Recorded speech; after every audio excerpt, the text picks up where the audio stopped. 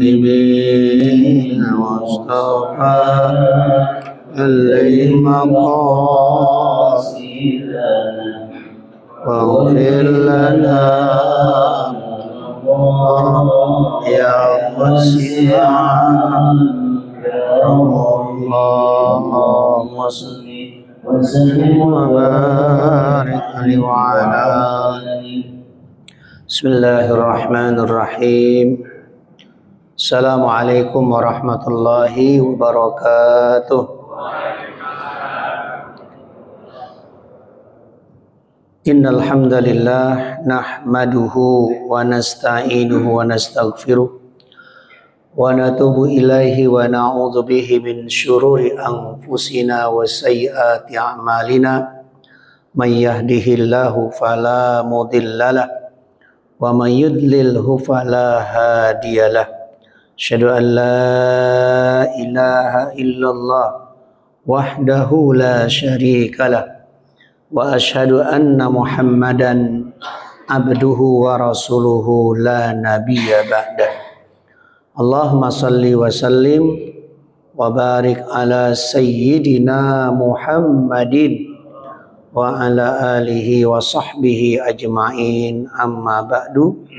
Rabbi shrah li sadri wa yassir li amri wahlul 'uqdatam min lisani yafqahu qawli. Hadirin para jamaah rahimakumullah, mari kita mulai ta'lim kita dengan membaca surat Al-Fatihah.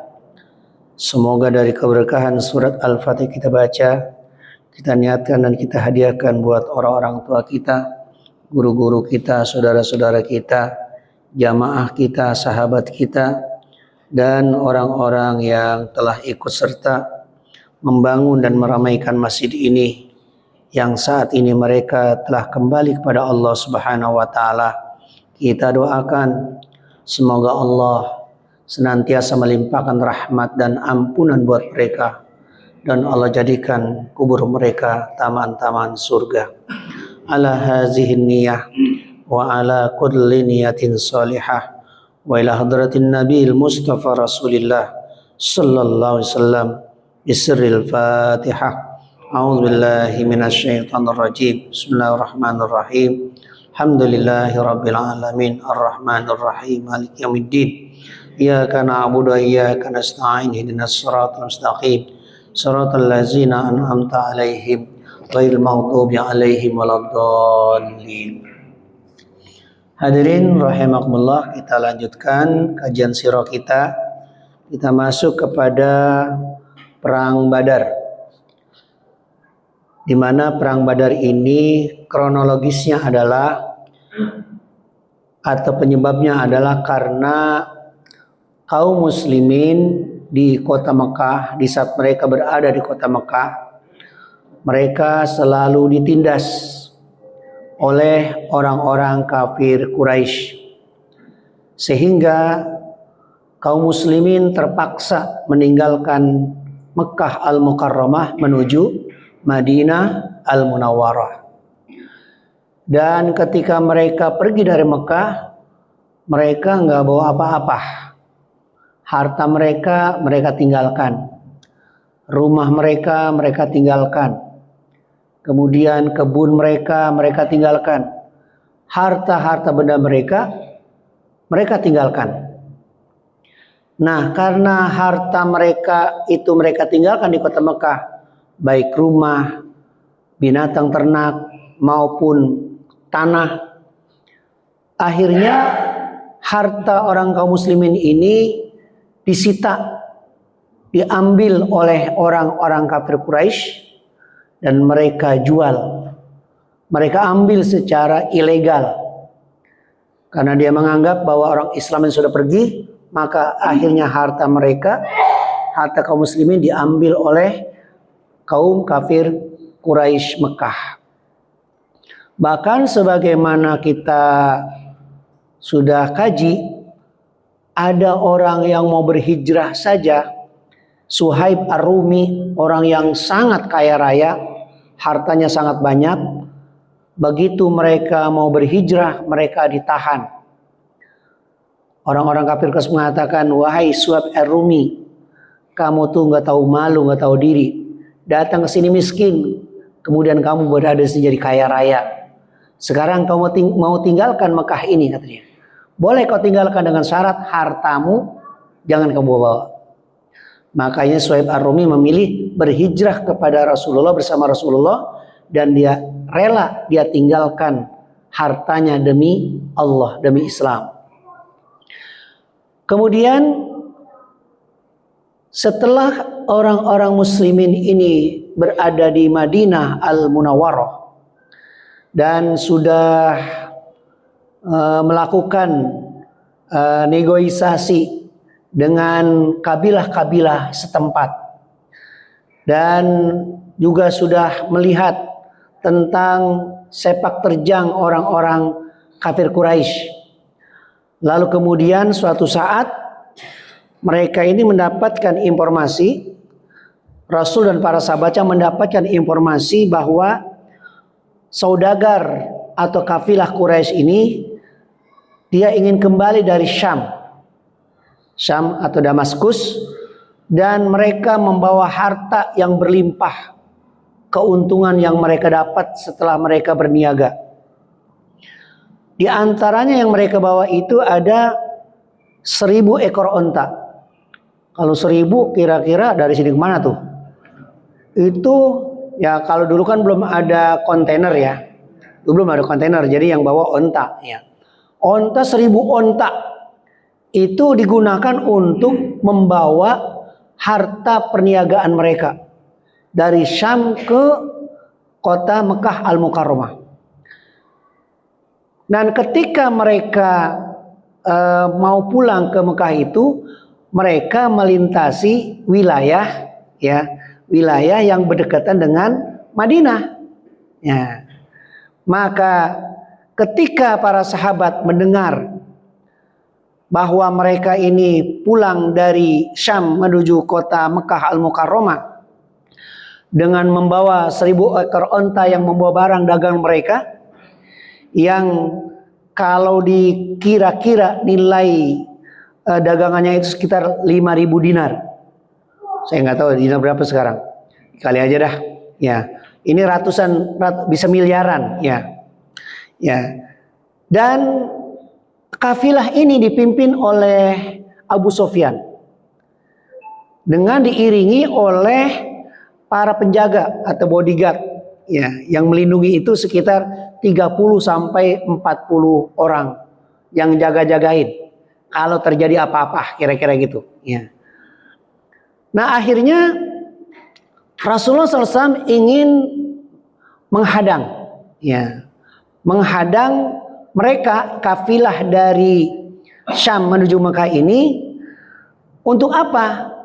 Karena Rasul menganggap bahwa apa yang mereka miliki itu sebagian adalah milik orang muslim yang ditinggalkan di kota Mekah Al-Mukarramah. Maka akhirnya Rasulullah ini mengutus dua orang sahabat yang bernama Thalhah bin Ubaidillah dan Sa'id bin Zaid untuk melakukan apa? Untuk melakukan penyelidikan, ya. Dipantau, dilihat. Namun ketika dua sahabat ini sampai berada di daerah Al-Haura itu daerah pesisir Laut Merah lah, ya itu. Ternyata setelah mereka berada di situ berapa lama, ternyata orang-orang Quraisy Mekah ini udah ngelewati daerah itu. Akhirnya dua orang ini cepat-cepat kembali ke Madinah dan melaporkan kepada Rasulullah Shallallahu Alaihi Wasallam. Lalu akhirnya Rasulullah bersama para sahabat dikumpulkan. Rasul tidak menganjurkan, tetapi mempersilahkan siapa yang mau, ya. Yang enggak juga enggak dipaksa. Siapa yang mau diajak sama Rasulullah SAW untuk menghadang mereka. Kenapa? Karena kalau mereka dihadang ini, itu kan secara politik mereka terganggu, ekonomi juga terganggu, keamanan juga terganggu. Ini was-was, ya. Kita aja sekarang ini kan banyak gangguan juga kan. Singapura merasa terganggu, banyak terganggu. Iya. Nah ini begitu Rasul dan para sahabatnya ingin menghadang mereka dengan membawa para sahabat sekitar 300 lebih ya. Ada yang mengatakan 313, ada yang mengatakan 319, ada yang mengatakan 317, antara 300-an. Ini datang untuk menghadang orang-orang kafir Quraisy yang pulang berniaga dari Syam ke Madinah, ke Mekah Al-Mukarramah. Tapi ternyata kita tahu bahwa Sufyan Sufyan ini dia adalah orang yang sangat ngerti tentang strategi. Ya. Sufyan bin Umayyah ini dia orang yang sangat mengerti tentang strategi. Jadi dia tahu nih, dengar-dengar ada orang Islam yang ingin menghadang kafilah mereka. Maka Abu Sufyan ini mencari jalan lain. Ya.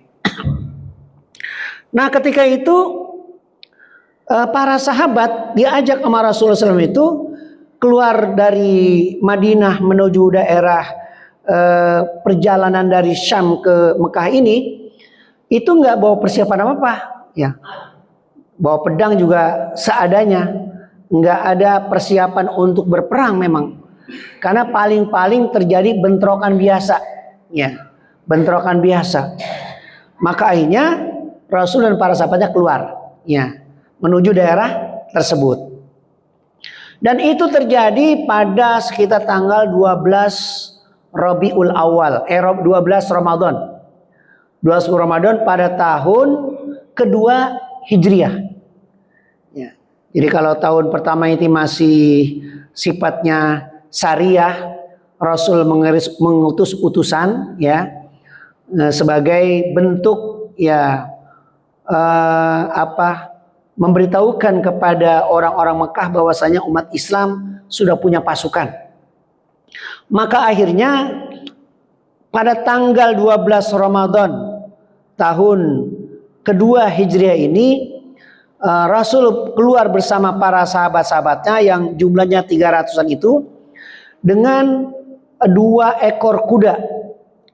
Kuda ini dimiliki Zubair bin Awam dan Miqdad bin Al-Aswad Al-Kindi.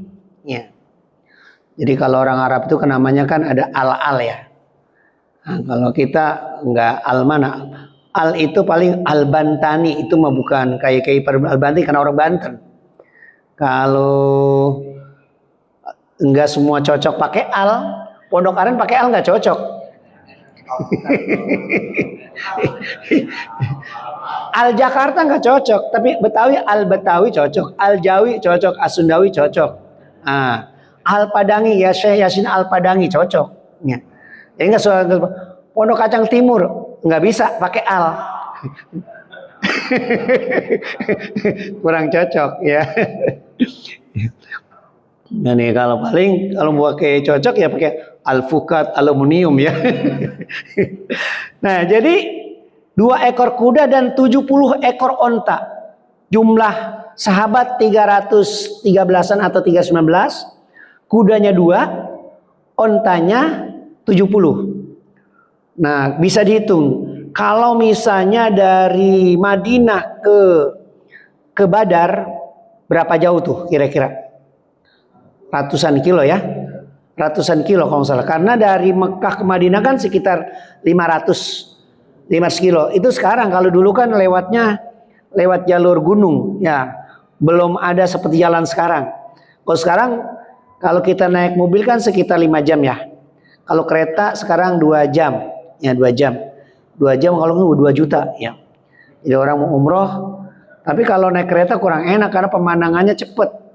Kalau pakai mobil kan kita santai, ya. Itu mau buat orang yang nggak punya duit ngomong begitu mah. Kalau bisa naik kereta cepet, ya.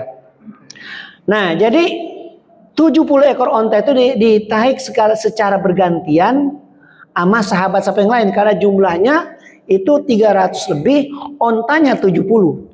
Jarak tempuhnya ratusan kilo. Ya. Kita dari sini jalan kaki saja ke jalan kaki Kau Bogor aja belum tentu kuat kita. Apalagi model-model kayak tua-tua begini sama mama saya nih. Ya, udah berat. Naik ini aja, naik mesin di tangga ini hanya berat. Kayak nanti ke depan harus pakai lift ini mau harta. Pakai lift biar supaya yang tua-tua jangan sampai sholatnya di bawah. Karena pahalanya beda di bawah sama atas kan. Ya kalau di bawah dikit di atas banyak, bagusan di atas. Nah, jadi pakai lift lah. Ya. Ya. Oh, sebanyak begini masa beli lift nggak sanggup. Ya. Kemudian nah, beliau akhirnya mengangkat Abdullah bin Maktum menjadi wakil di Madinah. Biasa Rasulullah kalau berangkat, kalau pergi itu dia mengangkat wakil dia yang akan menggantikan jadi imam misalnya, atau ada masalah maka diserahkan kepada wakil Rasul. Sama kita di sini imam-imam masjid ini kalau pergi kemana-mana jangan pergi-pergi aja, ya. Karena kan nggak semua cocok jadi imam kan. Ya.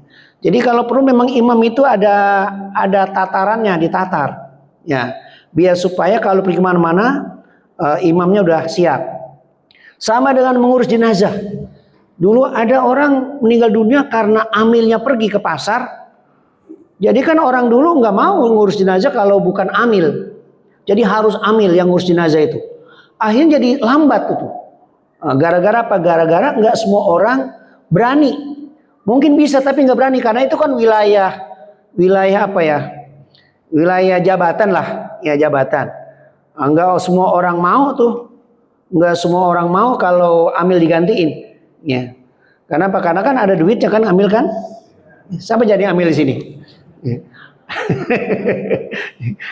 Ada amil maunya saya, amilnya maunya buat ngantar orang nikah aja katanya. Ada yang amilnya urusan kematian, dan itu memang nggak apa-apa mereka dikasih biaya, nggak apa-apa karena dia itu kan profesional. Nggak semua orang bisa sih bisa, nggak berani. Saya ngajarin orang bisa, ngajarin orang bisa saya. Cara bungkus jenazah ngajarin orang bisa. Tapi kalau suruh melakukan, kalau masih ada yang lain aja dulu. Karena itu terkait sama mental ya. Nah, terkait sama mental. Nah, jadi di mana beliau mengangkat Abdullah bin Maktum ini menjadi wakil di Madinah. Tapi ketika beliau berada di Rauha ini, pengangkatan Abdullah bin Maktum ini ada yang tidak sepakat. Ya, di antaranya adalah Lubabah bin Abdul Munzir. Karena apa? Karena Abdullah bin Maktum kan buta matanya. Nanti kalau terjadi apa-apa agak sulit.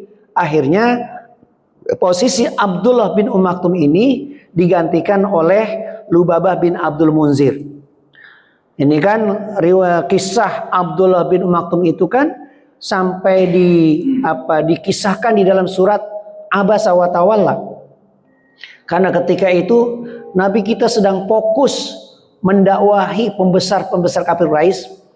Kalau bahasa kita sekarang ya kali-kali aja kalau dia pada masuk Islam, ini Islam akan jadi kuat. Jadi Rasul fokus. Ketika Rasul fokus, tiba-tiba Abdul Maktum ya menyela, ya Rasulullah, alimni mimma allamakallah. Ya Rasul, ajarkan saya dari apa-apa yang telah Allah ajarkan kepada engkau. Terus begitu. Itu Rasul lihat dia wajahnya wajah abus. Tahu abus wajahnya? Gitu. Nah, kira-kira gitulah. Kira-kira wajah abus wajah masam yang kalau disiram pakai air gula juga tetap nggak manis. Kira-kira gitu. Kita kan sering kalau kondangan ke rumah orang terus nilai mana kondangan gak enak banget ya. Kenapa? Itu orangnya mukanya asem banget. Gitu. Gua nyesel kondangan begitu dia. Ya. Tapi kalau misalnya ada orang yang kita datang orang yang alhamdulillah itu enak banget ya. Orang yang baik banget itu jadi omongan juga. Iya. Nah ini Rasulullah melihat wajah Maktum ini wajahnya masam ya namanya. Apa namanya? Asem lah ya, wajahnya abus ya. Kan Abdul Maktum nggak tahu, dia kan buta, nggak lihat wajah Rasul begitu kan. Ya. Tapi Allah mengingatkan abasa wa tawalla, berwajah masam dan berpaling. Nah, kalau kita nih itu menunjukkan bahwa itu benar ayat Allah. Kenapa? Karena kalau bukan ayat Allah, ngapain Rasul ngasih tahu orang dia juga nggak tahu kan Abdul Maktum? Tapi Rasul sampaikan hal itu. Abasa wa tawalla anja al a'ma. Ketika datang kepadanya orang yang matanya buta, ya, dan seterusnya. Nah ini yang pada akhirnya ternyata Abdullah bin Maktum itu memiliki kedudukan yang sangat mulia, menjadi muazzin Rasulullah SAW, yang bahkan dikatakan bahwa Abdullah bin Maktum itu adalah dia muazzin waktu subuh, kalau Bilal sebelum subuh. Kenapa? Karena Abdullah bin Maktum ini dia bisa mengetahui ini datangnya subuh atau belum dengan panca indera penciumannya. Wah, ini udah subuh nih. Ya. Kalau kita nggak bisa begitu ya. Kalau kita bau goreng nih, bau ikan goreng, tahu kita. Bau jengkol goreng nih, tahu kita. Tapi kalau itu kita nggak tahu. Itulah kelebihan orang yang kurang secara fisik tapi diberikan kelebihan oleh Allah Subhanahu wa taala. Banyak orang-orang yang secara fisik memiliki kekurangan tapi dia hafizul Quran, diberikan kelebihan oleh Allah Subhanahu wa taala. Lalu akhirnya setelah itu biasa dalam peperangan itu bawa bendera dipegang oleh Musa bin Umair. Kemudian pasukan dibuat menjadi 2 batalion. Satu adalah dipimpin oleh Ali bin Abi Thalib, yang kedua Sa'ad bin Mu'az. Sa'ad bin Mu'az ini adalah dia tokoh di Madinah Al-Munawwarah. Ali bin Abi Thalib adalah tokoh dari kaum Muhajirin dari Mekah. Kemudian komando front kanan ini diserahkan kepada Zubair bin Awam, dan sebelah kirinya diserahkan kepada Miqdad bin Amir, dan pertahanan belakang diserahkan kepada Qais bin So'so'ah. Jadi Rasul sudah sangat maju dalam membuat strategi peperangan. Ada front kanan, front kiri, front belakang. Kayak kita main bola aja gitu ya. Ya, kalau main bola niru Rasulullah menang nih kayak gini. Ya, ada bagian-bagiannya. Nah, kekuatan kaum muslimin di Badar ini tidak mencerminkan kemampuan militer secara maksimal bagi negara Islam. Kenapa? Karena mereka datang bukan niat perang. Mereka mah datang untuk menghadang orang-orang kafir Quraisy yang pulang dagang dari Syam ke Mekah Al-Mukarramah. Bukan niat perang. Mereka nggak siap kalau perang. Ya. Tapi kan ini yang ngajak adalah Rasulullah Sallallahu Alaihi Wasallam. Nah, jadi tugas mereka itu mereka itu mengambil sebagian harta orang-orang Quraisy sebagai pengganti harta mereka yang diambil oleh penduduk Mekah ketika itu. Sedangkan orang-orang kafir Quraisy ini sudah betul-betul mempersiapkan secara matang. Jumlah tentara yang disiapkan itu ada 1.000 pasukan. Ada 200 tentara berkuda, dan didampingi, setiap kuda ini mendampingi onta-onta. 1.000 pasukan berkudanya ada 200, terus juga dengan onta-onta. Nah, di samping itu pula orang-orang kafir Quraisy ini membawa bukan tim penabur obana, tim apa itu namanya? Pokoknya perempuan-perempuan penghibur, ya, perempuan-perempuan penghibur. Jadi untuk menyemangati orang-orang kafir Quraisy yang berperang, yang kalau mereka lari ke belakang itu dicaci maki. Ya. Jadi kalau kita ini ikutin jahiliyah juga nih ya, main apa itu? Ada tim apa itu yang perempuan? Hah? Kita udah. Itu kan main basket, main apa lagi tuh? Ya ada kan tim-tim itu. Buat apa itu kira-kira? Ya kalau kita ini buat apa kira-kira? Hah? Penyemangat tuh ya, sama tadi penyemangat juga itu, Bang. Ya, mungkin penyemangat, tim sorak gitu kan. Tapi kan kalau sekedar tim sorak, kenapa pakainya kayak begitu? Roknya pendek, terus semuanya serba you can see gitu kan. Kan kalau tim sorak bisa aja pakai yang rapi, menyemangat. Tapi ya itulah kalau kita lihat dari Sirah Nabawiyah ini, mereka orang-orang kafir Quraisy bukan hanya pasukan yang dia siapkan, bukan hanya tentara yang dia pasukan, tapi semuanya sudah lengkap dia persiapkan, baik itu makanannya dan termasuk wanita-wanita penghiburnya. Ada tim penyemangat lah buat mereka. Dan mereka nanti malah menyanyikan lagu-lagu yang di dalam lagu itu adalah ejekan buat Nabi kita dan juga para sahabat-sahabatnya. Nah Rasulullah ketika sampai di daerah namanya Buyut As-Sukra, ya. Buyut As-Suqya, Buyut itu rumah-rumah, ya. Nah, di mana ketika itu Rasul memeriksa pasukan. Ternyata masih ada anak yang masih kecil. Di antaranya adalah Al-Bara bin Azib sama Abdullah bin Umar. Belum balik dia. Karena belum balik ikut perang. Lalu kedua orang ini dipulangkan oleh Rasulullah Shallallahu Alaihi Wasallam karena usia mereka masih sangat muda belia. Nah, bahkan di dalam perjalanan Rasulullah juga ada orang musyrik yang ingin bergabung, ikut berperang bersama Rasulullah. Tapi apa kata Rasulullah? Wallahi la nasta'inu bika bimusyrikin. Demi Allah saya tidak mau minta bantuan kepada orang musyrik. Tapi orang musyrik itu memaksa terus merayu, pengen agar supaya dia bisa bergabung dengan Rasulullah. Padahal ketika perjalanan hijrah itu kan Rasulullah juga ngajak penunjuk jalan, Abdullah bin Arikid, dan dia itu adalah masih non muslim. Tapi karena Rasul membutuhkan, maka Rasul angkat dia. Tapi dalam hal ini Rasul menolak, karena ini dalam peperangan. Kalau peperangan itu kan kalau orang muslim kalau matinya mati apa? Syahid, ya. Kalau ada orang misalnya berdesak-desakan, kemudian tawaf atau apa, mati syahid. Ya. Tapi kalau desak-desakan lagi joget-joget sampai keinjek-injek, bukan syahid tuh, sangit. Bahaya itu. Ya. Tetapi akhirnya karena orang ini memaksa terus, lalu kemudian Rasul tetap menolak, tapi orang itu akhirnya bersedia masuk Islam. Setelah dia masuk Islam, barulah orang itu dipersilakan untuk bergabung bersama pasukan Rasulullah SAW. Nah, hanya saja kalau kita lihat keberangkatan Nabi dan pasukan ini, para sahabat ini untuk mencegat orang-orang Quraisy, kafilah Quraisy yang dipimpin oleh Abu Sufyan. Ternyata Abu Sufyan ini sudah merubah rute perjalanannya.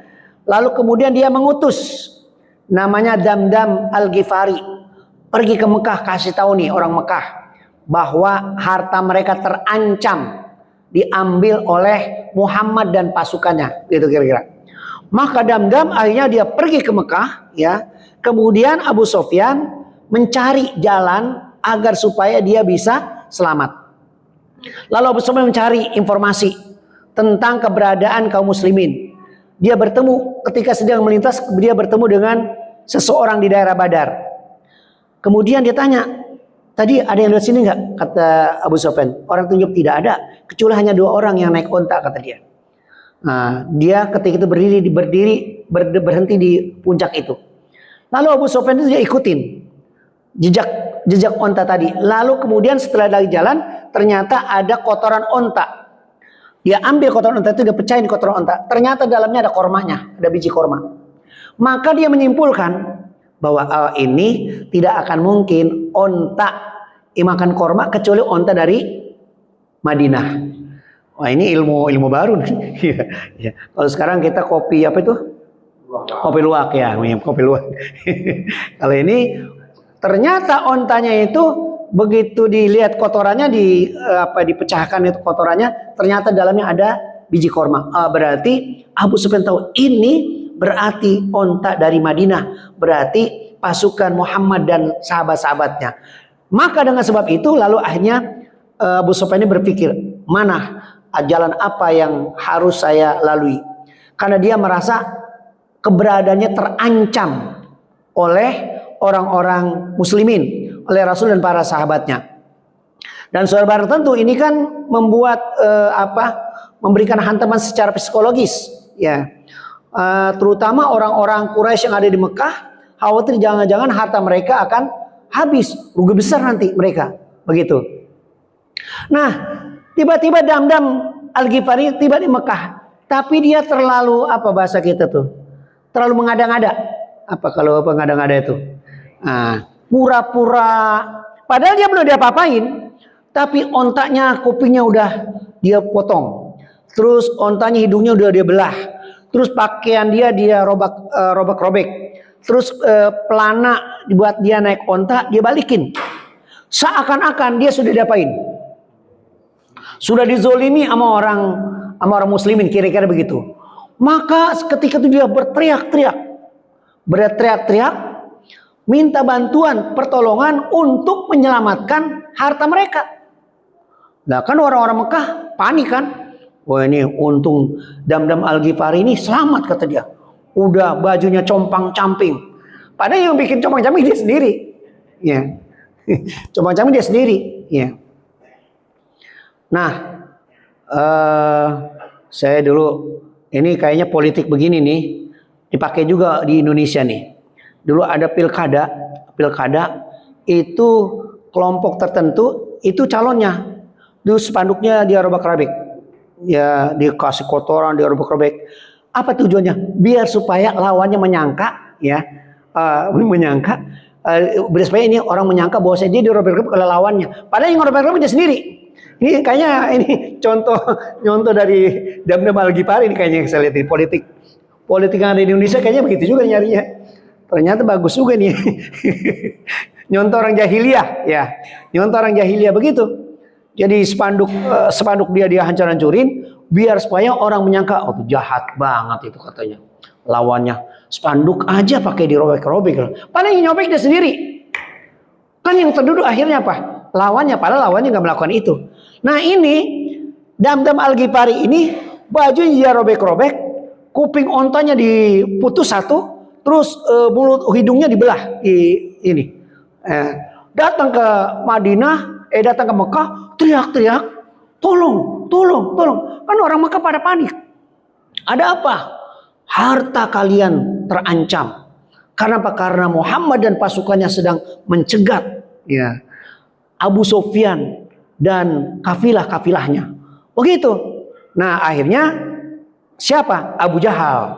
Oh, Abu Jahal kurang ajar bahasa kita. Dia mempersiapkan diri. Wah kalau gitu kita langsung siapkan. Nah dia siapinlah pasukan-pasukannya tuh. Padahal ketika itu Abu Sufyan udah selamat. Dia sudah berada di satu daerah yang dia itu mengirim surat dari wilayah Jufa itu bahwasanya dia dan hartanya sudah selamat. Tapi walaupun itu sudah tahu, begitu surat itu datang terjadilah keributan, percecokan di Mekah itu. Kenapa? Karena informasi ini dianggap simpang siur. Padahal surat belakangan ini menyatakan Abu Sufyan sudah selamat. Tapi Abu Jahal nggak terima. Udah, yang penting kita ingin show force. Kita ingin pamerkan kekuatan kita kepada orang muslimin dan kepada orang Arab, seluruh orang Arab yang lainnya. Bahwasanya kita orang-orang Quraisy punya kekuatan dan kekuasaan. Begitu dia. Nah maka akhirnya dihimpunlah tuh orang-orang Quraisy bersama Abu Jahal menuju mana? Menuju Badar. Padahal Rasulullah tahu kalau dia ini Abu Jahal nggak memilih pasukan, Rasul juga pulang karena yang mau dicegat udah mana? Udah selamat, udah pulang. Ya. Tapi ternyata akhirnya setelah Abu Sufyan ini mengirim surat ke Mekah ini, lalu terjadi perdebatan antara tokoh-tokoh Quraisy dan ternyata akhirnya mayoritas yang dipimpin oleh Abu Jahal itu mereka terus maju ke lembah Badar membawa pasukan mereka. Ya. Kenapa? Kata dia, ini buat shock terapi buat orang muslimin dan orang-orang Arab. Tujuannya adalah agar supaya perjalanan dagang kita ini tidak terganggu, ekonomi kita tidak terganggu dan seterusnya. Ya. Maka dia bawalah pasukan. Nah Rasulullah setelah dengar Abu Sufyan sudah selamat, ya udah. Ternyata dapat informasi bahwa orang-orang kafir Quraisy menyiapkan pasukan yang begitu banyak. Lalu akhirnya Rasulullah setelah mendengar berita itu, maka dia pun akhirnya mengumpulkan para sahabat-sahabatnya untuk bermusyawarah. Nah kan sahabat yang tujuannya cuma menghadang tiba-tiba berubah jadi perang, ada yang takut juga dong. Ini manusiawi. Dan itu digambarkan di dalam Al-Quran surat Al-Anfal ayat adalah ayat 5 sampai 8. Ya. Apa kata kama akhrajaka rabbuka min baitika bil haqq wa inna fariqam minal mu'minina lakarihun. Sebagaimana Tuhanmu telah menyuruh kamu untuk keluar dari rumahmu dengan membawa kebenaran, tapi sebagian orang mukmin itu lakarihun, enggan, takut. Ya. Kenapa? Yujadilunaka fil haqqi ba'da ma tabayyana ka'annama yasaqun ilal maut wa hum yanzurun. Mereka akhirnya apa? Sebagian agak menolak, ya, menolak untuk ikut berperang. Dan mereka seakan-akan digiring kepada kematian. Ya kan mereka bukan orang yang terlatih, senjata juga ya ala kadarnya, tidak ada persiapan dalam peperangan. Ya. Padahal memang ketujuannya adalah untuk mencegat kafilah Quraisy. Ternyata Allah rubah dari menghadang menjadi perang. Karena memang secara imit, kalau menghadang itu kan kurang bagus. Namanya orang punya harta, diambil tuh hartanya, kan imitnya kurang bagus. Nah, Allah Subhanahu wa taala ingin agar supaya apa yang dilakukan oleh kaum muslimin itu adalah amalan yang mulia, maka dirubah dari menghadang berubah menjadi jihad, gitu. Lalu akhirnya Rasulullah bermusyawarah, diminta pendapat dari masing-masing kelompok. Ada kelompok Muhajir dan ada kelompok Ansor. Nah, Miqdad al-Aswadi ini diminta pendapatnya. Miqdad secara tegas mengatakan, ya Rasulullah, la naqulaka kama qalat Bani Israil li Musa. Wahai Rasulullah, kami tidak ingin mengatakan kepada engkau sebagaimana yang dikatakan oleh Bani Israil kepada Nabi Musa. Apa ungkapan mereka? Izhab anta wa rabbuka faqatila innaha huna qaidun. Musa, kamu aja dah pergi perang sono. Kata orang Israel kan begitu. Orang Bani Israel, hai Musa, kamu saja dah, kamu dan Tuhanmu berperang di sana berdua. Kami di sini nunggu aja, duduk di sini, nggak ikut perang. Itu Bani Israel tuh. Padahal dia bersama Nabi Musa, dia nggak mau begitu. Apa kata Al-Miqdad? Walakin nuqatil an yaminika wa an shimalika wa min baini yadaika wa min khalfik. Akan tetapi kami semua akan ikut berperang bersama engkau dari sebelah kanan, sebelah kiri, depan dan belakang. Berarti kan Rasul merasa bahagia karena ternyata tokoh dari kaum Muhajir ini sudah mengungkapkan pendapatnya. Lalu kemudian Rasul masih lihat-lihat siapa nih kira-kira dari tokoh Ansor Madinah. Karena kan jumlah mereka lebih banyak. Ya. Siapa? Tiba-tiba dirilah Sa'ad bin Mu'az. Apa kata Sa'ad bin Mu'az? Faqad amanna bika wa sadaqnak. Ketika itu Rasul memandang Sa'ad bin Mu'az.